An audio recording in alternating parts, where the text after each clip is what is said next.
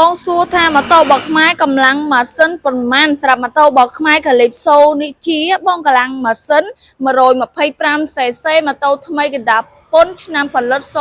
026មានច្រើនគ្រឿងនៅក្នុងហាងរលយបងមានគ្រប់ពណ៌តែម្ដងហើយពណ៌នី